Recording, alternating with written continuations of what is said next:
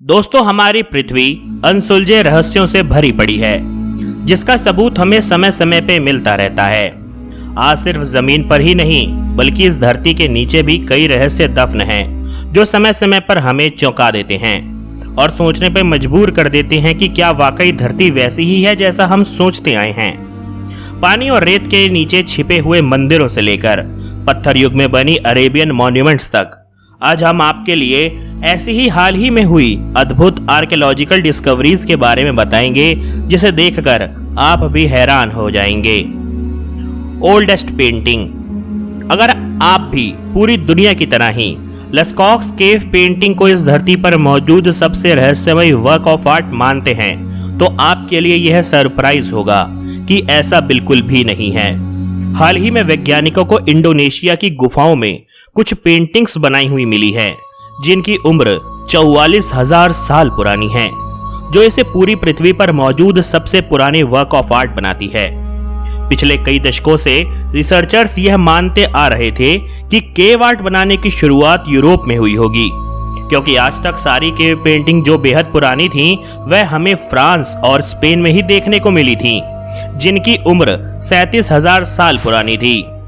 पर इंडोनेशिया में काम करने वाले वैज्ञानिकों को इस पर यकीन नहीं था, और अब इन्हें खुद के देश में मिली पृथ्वी की सबसे पुरानी केव पेंटिंग को देखकर यकीन सच में बदल चुका है। इंडोनेशिया के सुलावेसी आइलैंड की गुफाओं में बनी यह पेंटिंग हमें इतिहास को फिर से लिखने पे मजबूर करती है। ऑस्ट्रेलिया की ग्रिफिथ यूनिवर्सिटी के वैज्ञानिकों के द्वारा यूरेनियम सीरीज एनालिसिस का उपयोग करके इस पेंटिंग की उम्र का पता लगाया गया है।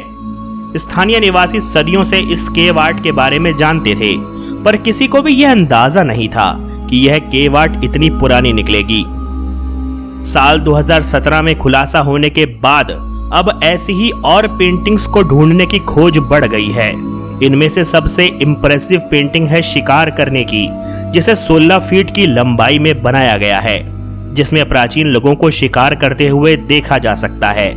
कद में छोटे छोटे शिकारी हाथों में भाले लिए जंगली सुअरों और भैंसों का पीछा कर रहे हैं। इस पेंटिंग की चौंका देने वाली बात यह थी कि इन शिकारियों के कैरेक्टरिस्टिक्स जानवरों की तरह थे। जैसा किसी का सर पक्षी की तरह था तो किसी की पूंछ। यह तस्वीरें दर्शाती हैं कि प्राचीन लोगों का अलौकिक और रिलीजियस चीजों पर विश्वास था, साथ ही बेहद एडवांस थिंकिंग भी थी। हमारी मानव इतिहास की समझने की कोशिशें लगातार बदलती जा रही हैं, और वैज्ञानिकों की माने तो ऐसा ही बड़ा बदलाव शायद हमें जल्द देखने को मिल सकता है। Aztec sacrifice. हाल ही साल 2019 में आर्कियोलॉजिस्ट की टीम को एक जगह पर कुछ पवित्र चढ़ावा देखने को मिला। बाद में जांच करने पर पता चला कि यह चढ़ावा जिस चीज पर चढ़ाया गया है, वह एज़टेक सभ्यता का हजारों साल पुराना कोई रिचुअल प्लेटफॉर्म था। इस अद्भुत खोज के नीचे वैज्ञानिकों की एज़टेक सभ्यता के राजा का छिपाया हुआ मकबरा मिला। आज तक हमें कभी ऐसा कोई मकबरा नहीं मिला था जो एज़टेक से जुड़ा हुआ हो। एज़टेक सभ्यता के सबसे पवित्र मंदिर पर सीढ़ियों पर चलते ही आर्कियोलॉजिस्ट को पत्थरों से बना हुआ बड़ा सा बक्सा देखने को मिला, जो शायद इस पूरे जगह के बीच में रखा गया था। वैज्ञानिकों ने बड़े ध्यान से इस रहस्यमय बक्से को खोला तो उसमें किसी खास एज़टेक योद्धा का जैगुआर की खाल से बनी हुई ड्रेस मिली। खोजकर्ताओं को यह सारे अवशेष मेक्सिको सिटी के डाउनटाउन एरिया में मिले हैं, जो शायद कभी एज़टेक सभ्यता की सबसे महान जगह थी। यह मंदिर उस जमाने में 15 माले जितना ऊंचा था। रिकॉर्ड बताते हैं कि एज़टेक रूलर्स को दफनाने के बाद उन पर कीमती चढ़ावा चढ़ाया जाता था और उनके गुलामों के दिल को निकालकर उनके साथ रख दिया जाता था। हो सकता है कि यहाँ भी किसी राजा को ही दफनाया गया हो और जैगुआर वाली ड्रेस भी उसी की हो। Water temple. रिसर्चर्स ने हाल ही में पेरू देश में 3000 साल पुराने एक मंदिर की खोज करी है। वैज्ञानिक मानते हैं कि इस टेम्पल को बच्चा पैदा करने के टोटके और जादू के इस्तेमाल में लिया जाता था। इस मंदिर की जांच में यह पता चला कि यह मंदिर पत्थर युग के समय में शुरुआत में बनाया गया था। आपने जमाने में इस मंदिर को 2 नदियों के बीचों बीच बनाया गया था, जो अपनी तरह का इकलौता मंदिर इस धरती पर मौजूद है। आर्कियोलॉजिस्ट मानते हैं कि इस मंदिर को जादू टोने में इस्तेमाल किया जाता था, जिसमें पानी की पूजा करी जाती थी। यही कारण था कि इसे दो नदियों के बीचों बीच बनाया गया था और इसमें छोटे छोटे कुएं बनाए गए थे जो उन नदियों के मिलन से भरकर तीसरी नदी को जन्म देते थे, जो दर्शाता है कि इस रिचुअल में पानी का अहम योगदान था। इस मंदिर को पहाड़ों पर मौजूद बड़ी बड़ी चट्टानों से बनाया गया है, जो वहां से कई किलोमीटर दूर थीं। ना जाने कैसे उस जमाने में उन लोगों ने यह पत्थर यहां लाकर इस मंदिर को बनाया होगा। एम्परर नेरो स्फिंक्स रोम। साल 2018 में रोम देश में कुछ लोग एम्परर नीरो के महल में रिस्टोरेशन का काम कर रहे थे। तभी अचानक उन्हें एक खुफिया अंडरग्राउंड चैम्बर मिला। इस रहस्यमयी चैम्बर में उन्हें ढेर सारे जानवरों के रंग बिरंगे चित्र देखने को मिले। इस पैलेस को 1900 साल पहले बनाया गया था, पर यह समय के साथ आज खंडहर में तब्दील हो चुका है।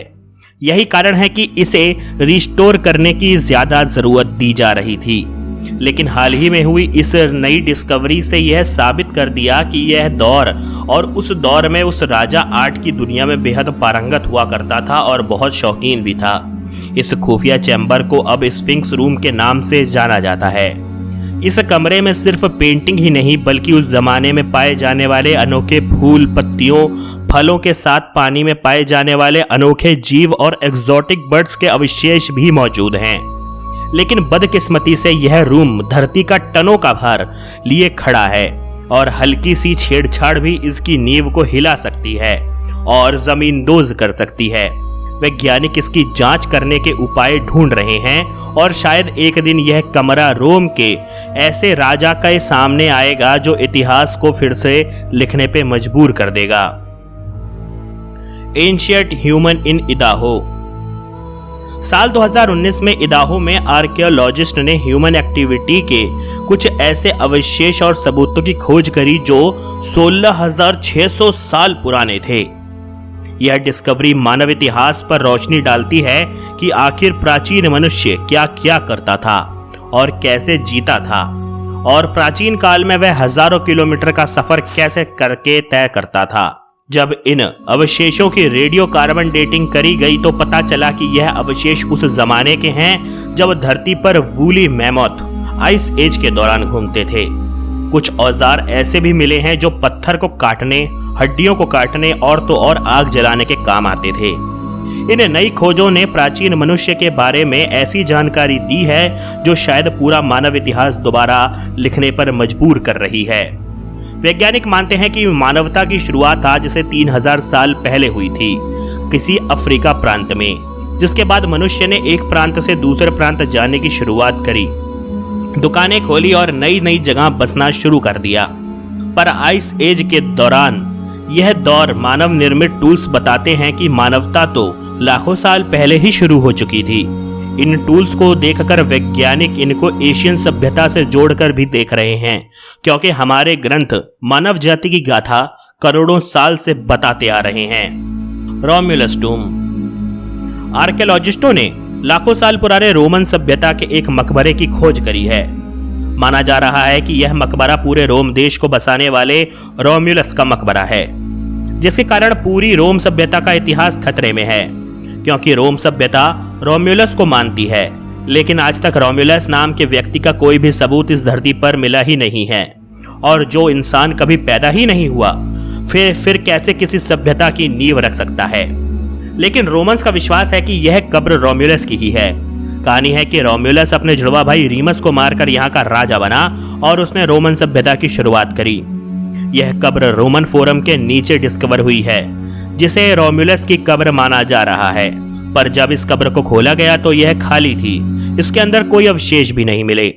आर्कियोलॉजिस्टों का मानना है कि यह किसी तरह का मंदिर हुआ करता था जिसे रोम्युलस की याद में बनवाया गया होगा। माना यह भी जा रहा है कि यह वही स्थान था जहां रोम्युलस की उसी के मंत्रियों के द्वारा हत्या कर दी गई थी। लेकिन असली रहस्य तो अभी भी अनसुलझा ही है। दोस्तों, आज के वीडियो में इतना ही। उम्मीद है कि आपको पसंद आया होगा। अगर पसंद आया हो तो उसको लाइक और शेयर जरूर करें और साथ ही हमारे चैनल को सब्सक्राइब करना ना भूलें। धन्यवाद।